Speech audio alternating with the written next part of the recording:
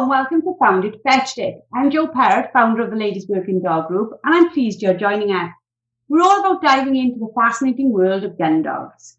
Whether you're a beginner or have years of experience, there's something here for you. So get comfy and let's get this conversation started. Hello and welcome to another episode of Founded Fetched It. As some of you may have noticed, we're back weekly with you. We tried fortnightly and it didn't work for us, and we don't believe it worked for you either. So we're back every week, every Friday in your podcast platform to bring you some information about dogs, why we love them, why we do what we do. So this week we're going to start off with a bit of a sad topic.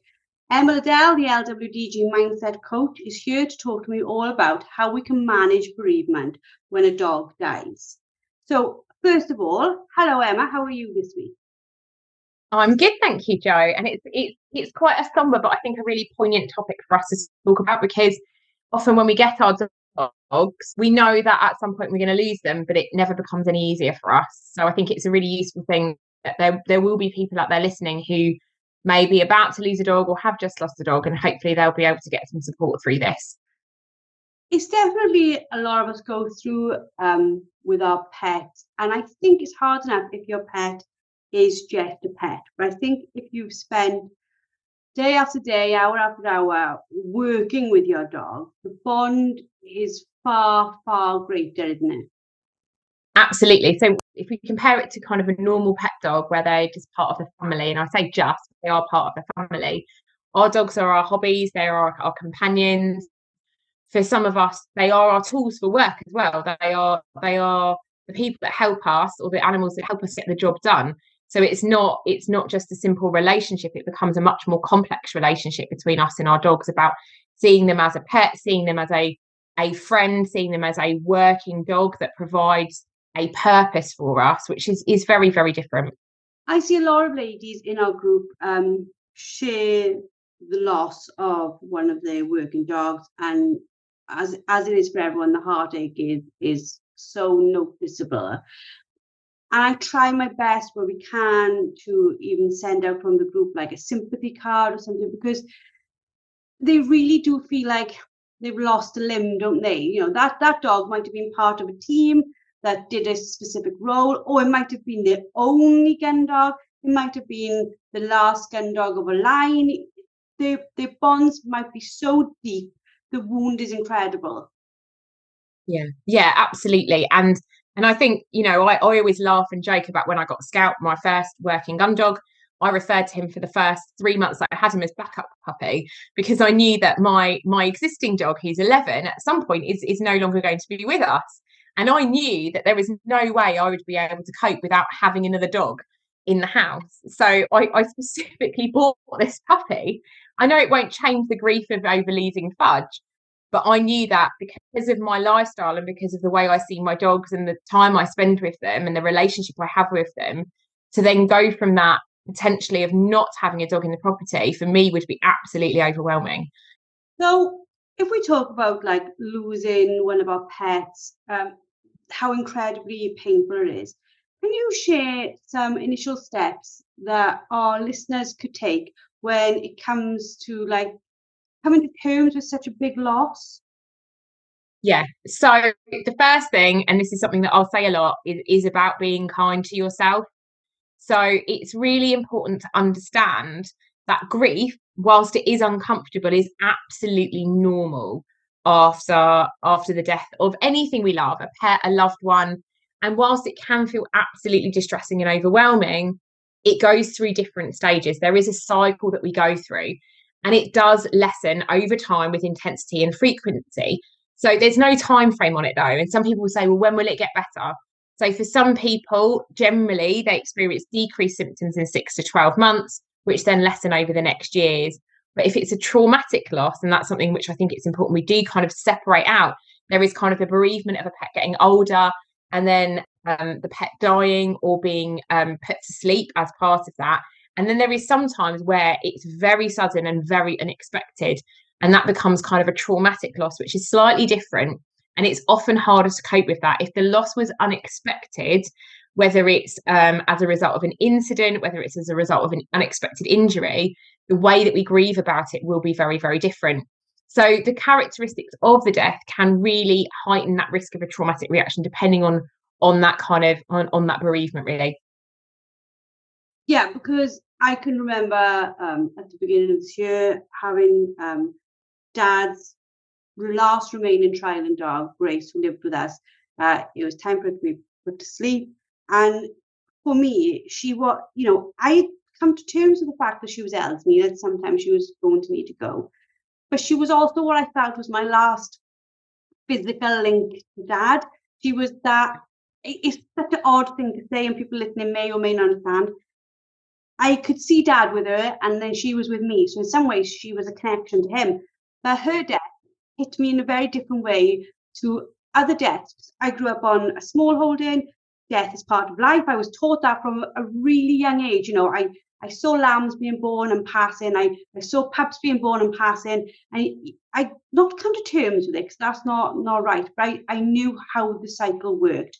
But certain death, they just hit you, don't they? Yeah. And I think when we think about that, it's for you, it's not only just about the dog and the dog's life and the fact that we love the dog and we care for the dog. It's about what the dog stands for us. And for that, it might be the last of a breeding line. It might be the last ever, I don't know, Labrador we own, because we've decided we're not going to get any more because we've got cockers. Or it might be, so it sometimes that death is also about the end of an era of an experience that you've had with that. And that can be, so you're grieving for two things. You're not only grieving for the fact that a life has ended, which we've cared about and loved very deeply, but it's also about what that means for us moving forward. And that can be quite different. And it's not anywhere near the same, but the way I describe it is it's similar to moving house. Sometimes we're excited about where we're going to, but there's still there's bittersweet ending where that kind of door closes and we go, right, that chapter's now ended. And there can be a sense of loss. Any significant change that we have, the end of a relationship, the moving of a house, the changing of a job, a bereavement, we all go through a change cycle. And it's you can map it out, and I'll take you through that in a little while, because any significant change, we go through the same phases. And we originally thought it was just about bereavement, but actually it's about any loss that we go through. And were we talking about like the loss of or the end of an era? I think as well, what I see in our ladies is when the dog is young, is the loss of potential. So they may have just started working with the dog. The dog was incredibly well.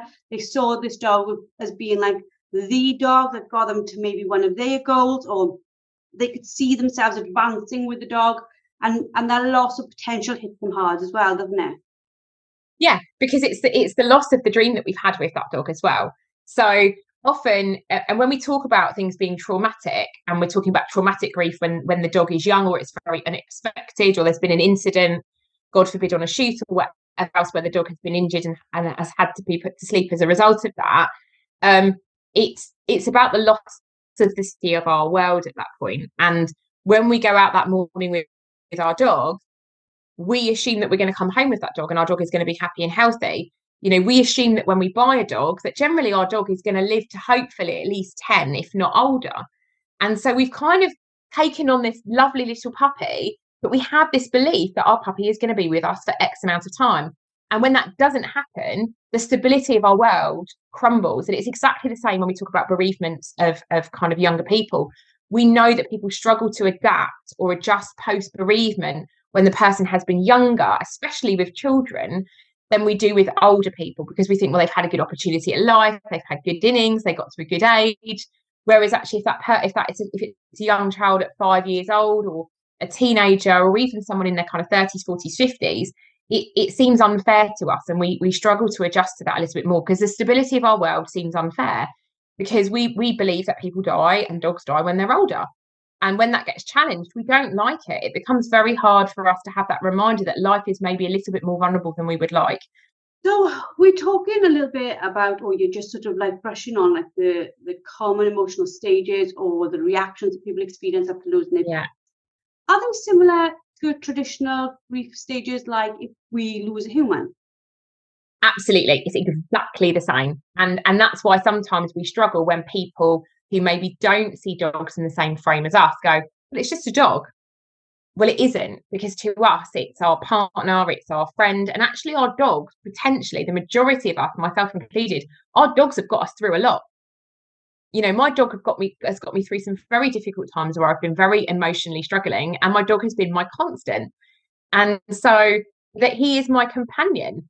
And so to go through that is very difficult. And it's the same as a lot as kind of going through the loss of a human. So generally the first start of it is kind of denial, that kind of moment where we wake up in the morning and we forget, and then we remember that our dog is no longer with us. So we kind of have avoidance, confusion, shock, fear. We might find things like we don't want to take their lead off where we normally put the lead. The collar is a very emotional thing for us.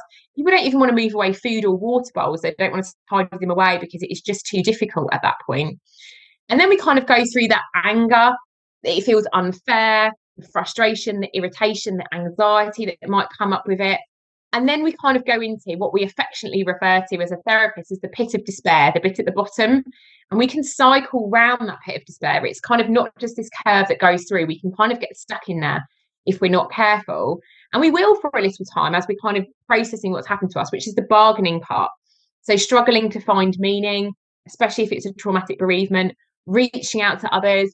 We find that we look at photos, we tell stories about our dog, we reminisce about our dog. We may want to avoid that for a while again, and then we go back into it. We might get mementos of our dogs. We might have had paw prints taken or have some of their fur made into something that's meaningful for us. Some people get tattoos of their dog's paw prints or their name of their dog, because it's part of that process, a part of kind of having a memorial to something that was very meaningful for us. In that story, we then go through kind of often quite a depression, low, overwhelmed feeling, helpless. We can kind of be quite hostile. If people want to talk about it, we might become quite reactive. We don't want to talk about it anymore. We want to focus on maybe the dogs that we do have, and we don't want to talk about the dog that we've lost. And then eventually we slowly come out of that and we come to this point of acceptance, which is where we explore a new world after that dog has passed away. So it's about, what am I going to do? How am I going to move on? What will my world look like? And there's a fantastic phrase that I think is so helpful when we talk about any form of grief. Grief never goes away, ever. We just learn to incorporate it better into our life. So we're never going to be okay with the losses that we've had. We're never going to be all right that we've lost that person or that dog or whatever else. We learn how to incorporate that grief into our life so we can carry on functioning. And a really lovely metaphor that I use is, if we imagine, it's like if we imagine that our life is a plant and we have all these beautiful leaves that come out of this plant. When we lose something that's meaningful to us, one leaf dies, but that doesn't mean that the plant isn't going to carry on growing. It also doesn't mean that the leaf is eventually going to disappear. Eventually it will over time, but that scar of that leaf no longer being there is part of the plant, but that doesn't mean the plant can't grow and flourish and continue. But telling someone that right at that point in time where they've just lost their beloved pet is not going to be helpful at all at that point. No, and I think, like, you've touched upon it there and a little bit earlier, you know, people sometimes completely don't understand the grief of a dog, or, you know, how much it's hit you. So, like, what advice do you have for those who maybe feel like isolated or misunderstood in that grief, where people are like, okay, it's time to get over it now. It was just a dog. In the nicest way, those are probably not the best people to spend a huge amount of time around, which is hard when they're your family members potentially. And it's okay to say to them, I understand for you, it was just a dog, but I am still working with this. I'm still sitting with this. And spend time with people who do get it. And that's okay. It's okay. And I see lovely posts on the Ladies Working Dog group where, and I know, Joe, when you recently sent a lovely bereavement card to a member who was so grateful when she disclosed about the loss of her dog. Spend time talking to people that get it, because there will be some people who are not animal people who won't understand it. And that doesn't mean that they're cold or heartless or wrong. They just don't understand it. Like, I'm not a massive cat person. And so if someone's lost their cat, I can go, oh, that sounds horrible and I feel sad for you. But I wouldn't understand it the way I would when someone loses their dog. So it's okay to then reach out to the people that do know, and people that have gone through that process. They may not go through it the same way. And that's the bit that I'd really advocate. Grief is not the same for each person. So my version of grief will be very different to someone else's. So just share and some of it will resonate with you, some of it won't. But it's okay to say to other people, I hear what you're saying, I'm just not ready yet.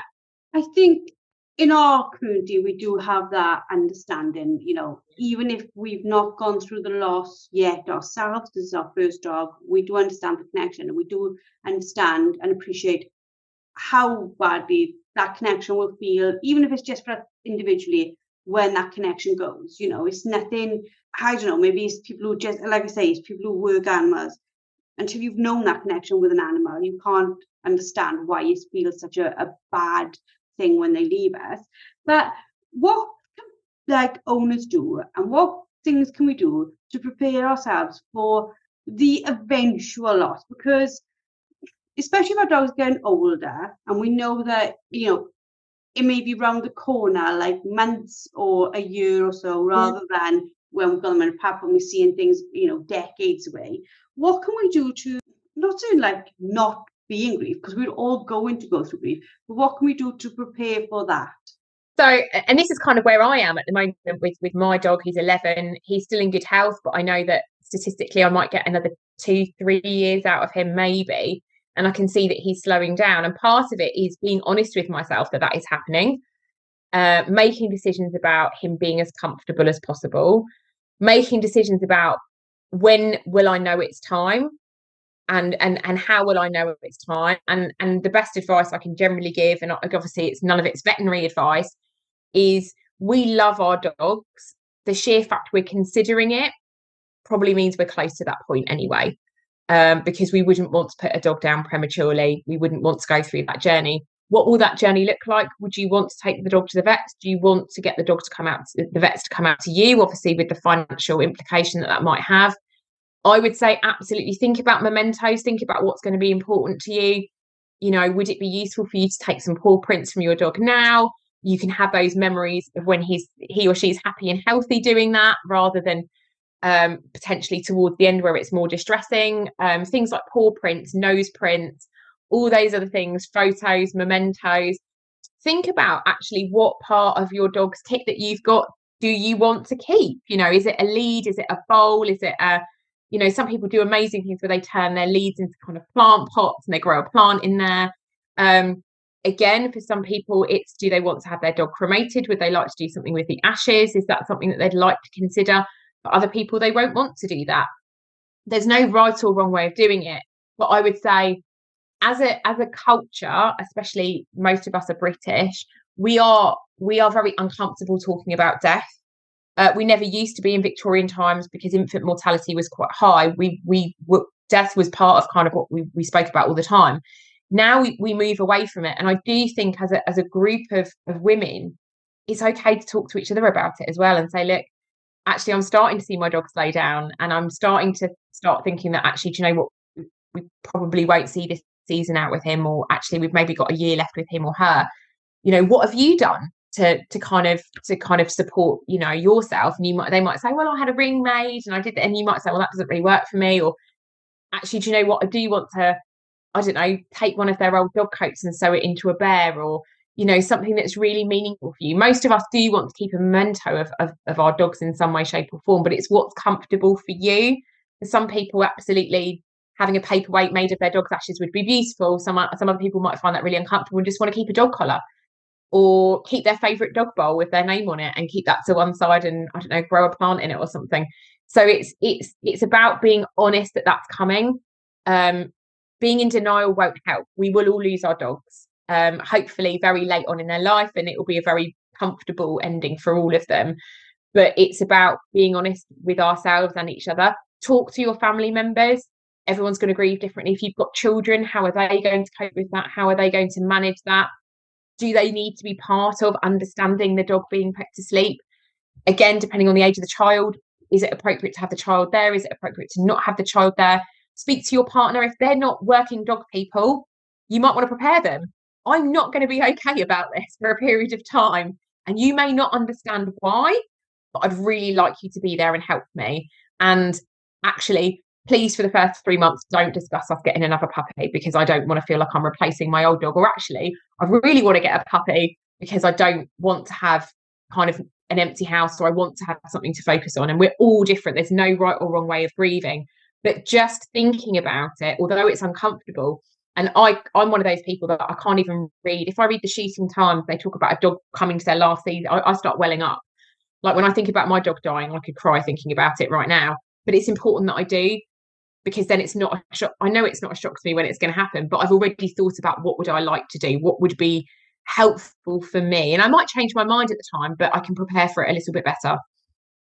And I think as well, like we talk about the connections we've got with our dogs, and a lot of them like live in the house and things. And again, if I look back and reference Dad, because we grew up on a small holding, you know, animals would die, and Dad would like literally blink it off. And I had a Yorkshire Terrier when I think I had her when I was like maybe 9. She was still bundled. She was like my Yorkshire Terrier, and she fell, and when she was like 2 or 3, she fell under the wheel of Dad's truck. She used to jump up onto the wall to get out of the way of the truck. As she jumped, she fell back and she fell under it. And Dad killed her. And Dad was distraught, like literally distraught. He went and got me another pup the same day, because in my dad's eyes, that was the way he felt I would deal with it, you know, replace one with another. Unfortunately, it didn't work out with that. I didn't bond with the second dog the way I had bonded with the first, because I didn't have time to grieve what happened, if you know what I mean. But if I look back, that whole way he like dealt with Heidi's death made me see, I suppose, that like if a dog lives in the house and is part of your family, you end up becoming almost like, I know people don't like the like child and parent analogies we put onto them, but you do become like a pet parent, don't you? So when you lose that part of your family, you are grieving in a very different way to if you don't have that connection, you just see the dog as an animal rather than as part of the family. Yeah, so a really good example is, so I used to have a bird of prey, a hawk. He used to live in my garden, and I used to train him and I used to fly him, but he never lived in the house. And the relationship I had with him, obviously he's a very different animal, was exceptionally different. He trusted me and he tolerated me. Did he love me? Not really. Would he work for me? Absolutely. So when I had to rehome him, um, the level of emotion around it was different to if I had to make the choice to rehome a dog or lost a dog, because of the nature of it. And that's not to say that people who keep their dogs outside in kennels don't love their dogs, because they absolutely do. Sometimes it's just more practical having 12 dogs in a kennel than it is having 12 dogs bouncing around your house. So it's very much around the relationship you have with that dog. If that dog is seen as just a tool, then and a working dog, for example, some farm dogs, etc., the relationship is very, very different. But if that dog is even a kennel dog, but that is your dog that you've done these amazing trials with, and it's got a fantastic lineage and a pedigree, and you've had this whole journey with this line of dog, it can be really, really emotional. So it's about what the dog means to you. And for everyone, that's different. And bear in mind that your partner or loved one at home will have a different relationship with that dog, because they don't go out beating with it. They don't go out shooting with it. The dog's just there and you take it out training. So the way that they're going to grieve for that dog may be very different to the way you grieve for that dog. And like you said about Heidi's death was a really traumatic one. So it was unexpected, and that is different. The way we grieve that, when we've got symptoms of complicated grief, we can feel many, many different things. And I can completely understand your dad's practical approach about, we'll get her another dog so she can transfer her love from Heidi onto this other dog. Whereas actually you weren't ready for that. And again, that's a really big question about when will you be ready to have another dog? And for some people, it will be straight away. For me, I've got backup puppy. So even before I've just gone, I've already got another dog. But for someone else, it might be 6 months, a year, 2 years. And for some people, it will never be that breed of dog again. They'll say, I'll get another dog, but I'm not getting another, I don't know, liver cocker. Like I'll get a black one, or I'll get a Labrador, or I'll get a complete, because actually it's too close to home, because I don't feel, and what I think is quite interesting is people say, I don't feel like I can love both of them. And I'm like, grief is not, it's not a service that we provide to our dogs that have died. They don't want us to grieve. They want us to get on with life and have other dogs. And they're just jealous that they don't get to play with them. But it's okay. You can love both of them. You can grieve the dog you've lost and learn to bond with the dog that you've got, but only when you're ready. And it sounds to me like the situation with Heidi is you just weren't ready. And actually, if it had been 2 weeks, 5 weeks, 6 months, a year later, you might have had a very different relationship with that second dog. Absolutely. Like when I look back, when literally the same day Heidi had died, my dad, I'd gone to school, I didn't know that she had passed. I'd gone to school, and when I came back, Dad was there with this new puppy. And I was like, but that puppy's not Heidi. But also, that puppy had none of Heidi's traits. Heidi was quite boisterous. She was quite, like, she was quite fun to be around. She had so much energy. And this pup was quite timid and quite nervous, and not the same dog. So, we think, oh, can you replace one with another? And you're quite right. It's not a position of replacement. But I think in our community, especially if you are working on estates, there is a practicality where you probably do have backup puppy, because you start seeing the older age coming on your dogs, and you sometimes see it way before they get to an age of dying. It's just an age of not being able to work anymore. And we bring in these younger dogs to start training alongside the older dog. So we do have that loss, of course we do, and we do have that grief. But we've got something else that we've already fallen in love with.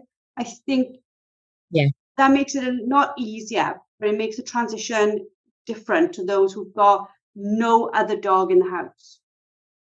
Absolutely. And that's why, my situation is great. I've bought exactly the same crossbreed dog, exactly the same colour, two massively different personalities. So when Fudge dies, Scout will never replace Fudge, because he's a completely different dog. They look different, but even though actually, if you look at a distance, they're both big brown dogs.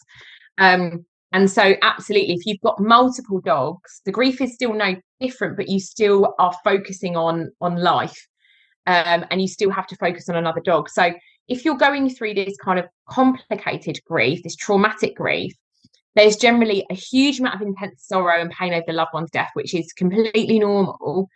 There's often constant rumination around how they passed away. If we're talking, it's an unexpected death where it's through a sudden medical episode or an injury, etc.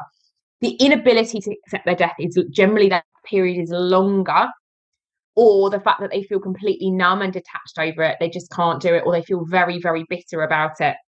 Then there's often this kind of idea of a loss of meaning or purpose in life, where when I hear people often say, look, I don't want to get another dog. I want to give up Gundog training. I don't want to do this. And I'm like, just take your time first. Inability to carry out normal life. So they kind of get very stuck in that kind of pit of despair. And sometimes, depending if you were there, the belief that you caused it, or you could have prevented the death. And if that's in at play, the grief becomes much more complex. And in some extreme cases, that feeling of being despondent or wishing that you died along with them. And that can happen with dogs. It's rarer than with people, but sometimes we have that belief as well. And I would say, if you ever experience those very complex symptoms later on, getting some therapy around it would be really helpful. And I've certainly treated people who've gone through the trauma of having a dog die in front of them, whether they've been hit by a car or there's been an accident on a sheep, because actually it's harder for them to process. And sometimes you do need that external support. Not everybody, but some people do. Yeah, because I think it's probably in those circumstances, with old age, you can't play the what if game, because what if we can't stop time? It's not that game to play. But with a younger dog, what if I hadn't taken them out today? What if I'd not done that? What if I hadn't sent them on that retrieve? What if I hadn't pushed them so far? It's playing that sort of game with yourself. When we're talking as well about grief and like how we feel our dogs, there's without doubt dog to dog grief as well, isn't it? When a dog is lost from a group of dogs. Yeah, and it seems to be from what I've read, and I've done quite a lot of reading on it, because I find it a very interesting topic, is how dogs correlate with each other and kind of communicate and negotiate and bond. Is you'll find one or the other. The dog will either adjust very well, and they will seem like they're not really grieving at all, and they've adjusted, or the dog will grieve quite strongly. And you're then not only dealing with your grief, but potentially the dogs that are still their grief as well, and how they're adjusting. And I think it does to some degree depend on the amount of dogs. So I think if there's just two quite well bonded dogs, it's likely to be more different than if you've kind of got a pack of dogs. If you've got like 4, 5, 6 dogs, that will probably be different. But yes, from what I know of the theory is dogs either adjust exceptionally well, and it's almost like they've not noticed, or there will be this period of lethargy where the dog might stop eating, stop interacting, seem quite lethargic, and be going through kind of this depressive phase themselves.